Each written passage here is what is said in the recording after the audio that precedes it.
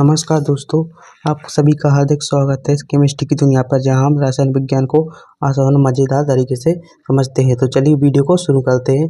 आप लोग वीडियो पे अंत तक बने रहिए, तभी आपको सही से समझ आएगा। तो चलिए वीडियो को शुरू करते हैं। तो देखो, रदरफोर्ड ने 1911 में अपने प्रसिद्ध गोल्ड फायर प्रयोग के आधार पर परमाणु मॉडल प्रस्तुत किया। कब किया?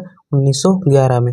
इस प्रयोग में उन्होंने अल्फा कणों को एक पतली सोने की पन्नी पर दागा और देखा कि अधिकतर कण बिना किसी अवरोध के सीधे पार हो गए। लेकिन क्या हुआ? कुछ कण थोड़े से विवेचित हुए और बहुत ही कम कण वापस लौट कर आए। तो मतलब हुआ क्या? देखो, रदरफोर्ड ने सोने की पन्नी पर बहुत ही पतली परत पर अल्फा कणों को छोड़ा। क्या करा? छोड़ा। उन्होंने देखा कि ज्यादातर कण बिना किसी रुकावट के निकल आए।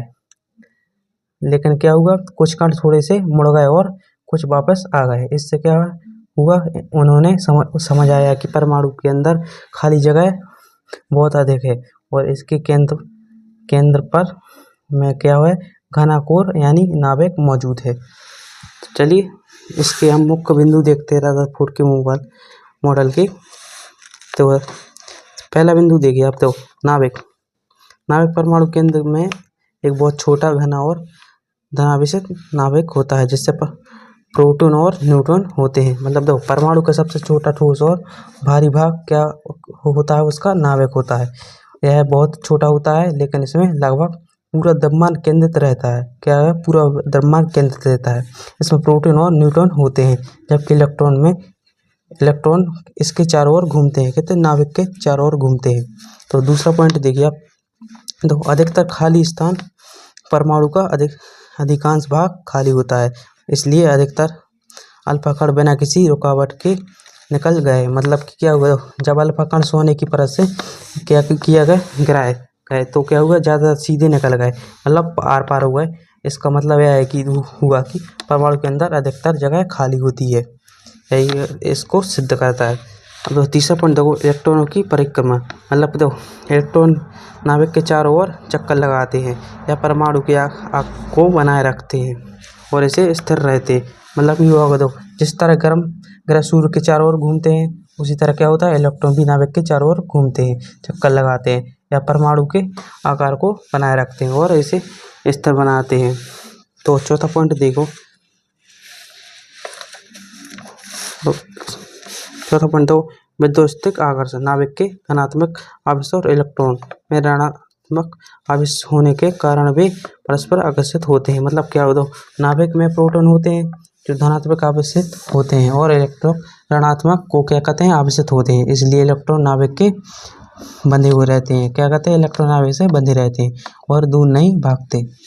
पांचवा पॉइंट देखो, स्थितित्व की समस्या है। इस मॉडल के अनुसार इलेक्ट्रॉन लगातार क्या गतिशील रहते हैं और ऊर्जा का उत्सर्जन करते हैं, जिससे वे अंततः क्या नाभिक में गिर जाने चाहिए थे, लेकिन ऐसा नहीं हुआ। मतलब देखो, अगर इलेक्ट्रॉन लगातार ऊर्जा खोते रहे तो क्या होगा? धीरे धीरे नाभिक में गिर जानी चाहिए, लेकिन असल में ऐसा नहीं हुआ। हुआ क्या? इसका मतलब यह हुआ कि रदरफोर्ड का मॉडल अधूरा था और इससे कुछ कमी थी। मतलब पूरा सही नहीं था, इसमें कुछ कमी थी। चलो ये देखते हैं इनकी कमियों को। तो रदरफोर्ड मॉडल की कमियां, मतलब सीमाएं। देखो इसको देखो, पहला देखो क्या है? यह इलेक्ट्रॉनों की स्थिरता को नहीं समझ सका। मतलब क्या? तो अगर इलेक्ट्रॉन लगातार नाभिक के चारों ओर घूमते हैं तो धीरे धीरे यह ऊर्जा का बहाकर नाभिक में गिरने चाहिए, लेकिन ऐसा नहीं हुआ, जिसका जवाब यह मॉडल नहीं दे पाया। तो दूसरी कमी क्या थी? यह स्पेक्ट्रल लाइनों को नहीं समझा सका। मतलब दो, जब गैसों को गर्म किया जाता है तो उनका अलग अलग रंगों की रोशनी निकलती है, जिन्हें स्पेक्ट्रल लाइनें कहते हैं। रदरफोर्ड का मॉडल यह नहीं समझा सका कि ये कैसा क्यों होता है। तीसरी कमी क्या थी उनकी? इसमें बोर के क्वांटम मॉडल की तरह निश्चित कक्षाओं की अवधारणा नहीं की। मतलब देखो क्या हुआ? बाद में नील बोर आए, उन्होंने बताया कि क्या हुआ? इलेक्ट्रॉन के केवल निश्चित कक्षाओं में घूम सकते हैं और वे क्या किसी भी ऊंचाई पर नहीं हो सकती। इससे परमाणु मॉडल ज़्यादा सटीक रहता है। तो रदरफोर्ड मॉडल का क्या है? रदरफोर्ड का परमाणु मॉडल बहुत महत्वपूर्ण था, क्योंकि उसने हमें स्पष्ट किया कि परमाणु के केंद्र नाभिक में होता है और क्या होता है, और इलेक्ट्रॉन उसके चारों ओर घूमते हैं, किसके, नाभिक के।